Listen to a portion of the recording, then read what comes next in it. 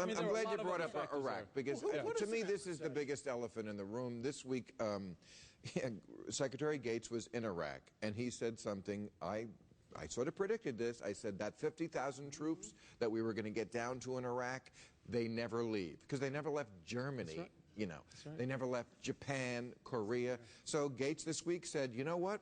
We'd love to stay if you Iraqis would invite us. I didn't know it was up to the Iraqis. Well, yeah, apparently it is. And but see, this is the military-industrial complex. This is the biggest problem we have. It is that nobody wants to leave Iraq because, remember that song, War, what is it good for? Business. It's good for business. You stay in Iraq, and then they need catering and Coca-Cola. Well, the other Republican lie was that Iraqi oil was going to pay for this. Remember Wolfowitz saying that Iraqi oil was going to pay for this? When are the checks coming?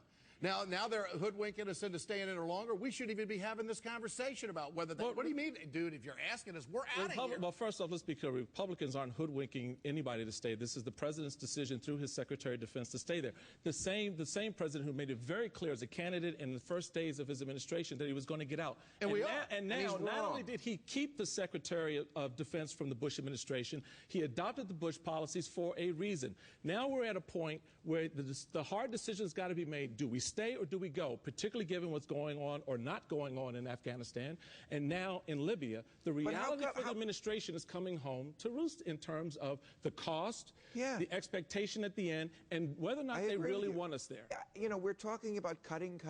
Everybody has to cut, but the Pentagon got a raise again in this budget of $5 billion, where they're cutting home heating oil for the poor and all these other programs.